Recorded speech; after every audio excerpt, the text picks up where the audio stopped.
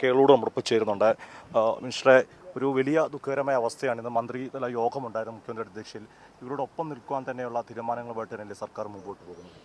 അതായത് 29 രാത്രി അല്ല 30 പുലർച്ചയ്ക്ക് ഒരു 1:30 മണിയോടുകൂടിയാണ് ആരംഭിക്കുന്നത്. ആ നിമിഷം മുതൽ ഈ സമയം വരെ സർക്കാർ എല്ലാ ഫോഴ്സും ഉപയോഗിച്ച് ഈ ദുരന്തമുഖത്ത് ഏർപ്പെട്ടുകൊണ്ടിരിക്കുകയാണ്. രക്ഷിക്കേണ്ട ആൾക്കാരെ പരമാവധി രക്ഷിക്കുന്നതിനും ഒക്കെ നമുക്ക് തുടക്കത്തിൽ കഴിഞ്ഞു. അതിനുശേഷം മരണപ്പെട്ട ആൾക്കാരെ വീണ്ടെടുക്കുന്നതിന് വേണ്ടിയിട്ടുള്ള നടപടിയാണ് ഇപ്പോൾ തുടർന്നുകൊണ്ടിരിക്കുന്നത്.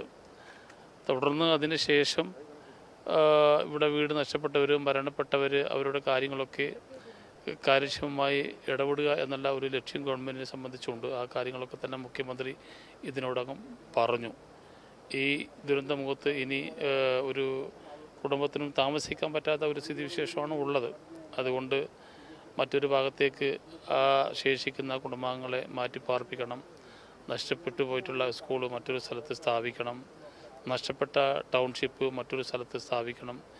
ഇങ്ങനെയുള്ള വലിയ ഒരു ഒരു വീക്ഷണത്തോടു കൂടി തന്നെയാണ് കേരള സർക്കാർ ഈ കാര്യത്തിൽ ഏർപ്പെട്ടുകൊണ്ടിരിക്കുന്നത്. തീർച്ചയായിട്ടും ഒരു കാര്യം കൂടി മന്ത്രിയോട് ചോദിച്ചത് തന്നെയാണ്, ഈ പുനരധിവാസ പ്രവർത്തനങ്ങളെല്ലാം തന്നെ ഈ ദുരന്തത്തിൽ അകപ്പെട്ട അല്ലെങ്കിൽ അതിൻ്റെ ഇരയായിത്തീർന്ന അവരുടെ അഭിപ്രായങ്ങൾ കൂടെ അവരുടെ നിർദ്ദേശങ്ങളോട് പരിഗണിച്ച് തന്നെയല്ലേ മുൻപോട്ട് പോവുക? അതെ, നമുക്ക് ഈ പ്രദേശം കാണുമ്പോൾ നമുക്ക് മനസ്സിലാവുമല്ലോ, ഇവിടെ ആർക്കും ഇനി താമസയോഗ്യമല്ല. ഇനിയും ഇപ്പോൾ ഈ ഉത്ഭവസ്ഥാനം പുഞ്ചിരിമട്ടത്ത് നിന്ന് നമുക്ക് മേലോട്ട് നോക്കുമ്പോൾ ഇനിയും ഒരു സാധ്യത നമുക്ക് അങ്ങനെ തള്ളിക്കളയാൻ വേണ്ടി പറ്റൂല.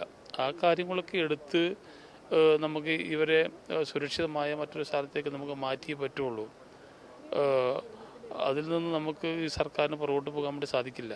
നമുക്കൊരു കാര്യം ചോദിച്ച് അറിയാം, നമുക്ക് ഈ കാണുന്ന ആ സ്ഥലത്തു നിന്നായിരിക്കാം ഈ ദുരന്തത്തിൻ്റെ ഒരു ഉത്ഭവമില്ല, പുഞ്ചിരിവട്ടത്തെ അവിടെ നിന്നായിരിക്കാം വലിയ ഇതുണ്ടായിരിക്കുന്നത് അല്ലേ?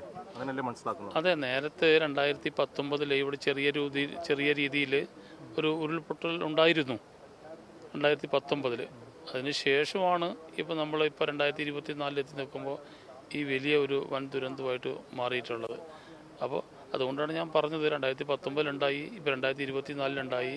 ഭൂമിയുടെയും ഈ പ്രദേശത്തിൻ്റെയും ഘടനയനുസരിച്ച് ഇനിയും ഈ പ്രദേശത്ത് ഒരു ഉരുൾപൊട്ടൽ ഉണ്ടാകാനുള്ള സാധ്യതയാണ് കാണുന്നത്. അതുകൊണ്ട് ഈ പ്രദേശത്തെ മുഴുവൻ ആൾക്കാരെയും നമുക്ക് മാറ്റി മറ്റൊരു സ്ഥാപനത്തേക്ക് നമുക്ക് സുരക്ഷിത സ്ഥാനത്തേക്ക് മാറ്റിയേ പറ്റൂ. അതിനാണ് സർക്കാർ ശ്രമിച്ചുകൊണ്ടിരിക്കുന്നത്. തീർച്ചയായും വളരെ നന്ദി. രണ്ട് മന്ത്രിമാരും വ്യക്തമാക്കുന്ന ഒരു കാര്യമുണ്ട്, സർക്കാർ ഈ ജനങ്ങളുടെ ഒപ്പമുണ്ട്. അവർക്ക് വേണ്ട ഇനിയും ചെയ്യാൻ പറ്റുന്ന മനുഷ്യസാധ്യമായ കാര്യങ്ങളെല്ലാം ചെയ്യുമെന്ന് തന്നെയാണ് ധനകാര്യമന്ത്രിയും അതുപോലെ കേളു മിനിസ്റ്ററും ഒക്കെ തന്നെ വ്യക്തമാക്കുന്നത്. നമ്മൾ ഈ ദൃശ്യങ്ങളിൽ കാണുന്ന എനിക്ക് തോന്നുന്ന ദൃശ്യങ്ങൾ കാണാൻ സാധിക്കുമെന്ന് വിശ്വസിക്കുന്നു. അതിൻ്റെ ആ സ്ഥലത്താണ് ഈ ഉരുൾപൊട്ടലിൻ്റെ ഒരു പ്രഭവ കേന്ദ്രം. അവിടെ തന്നെയുണ്ട് 1 കിലോമീറ്ററോ 3 കിലോമീറ്ററോ അപ്പുറത്തേക്ക് മാറി തന്നെ വലിയ ഒരു ഉരുൾപൊട്ടലുണ്ടായിരിക്കുന്നതിൻ്റെ ആഘാതമുണ്ട്. അതാണ് കാണുവാൻ സാധിക്കുന്നത്. ഇത്ര വലിയ ഒരു ദുരിതമാണ് ഈ സ്ഥലത്ത് ഉണ്ടായിരിക്കുന്നത്. വയനാട്ടിൽ നിന്ന് ക്യാമറമാൻ അഖിലേഷ് കുടുംബനൊപ്പം സുജിറ്റി ബാബു, കൈരളി ന്യൂസ്.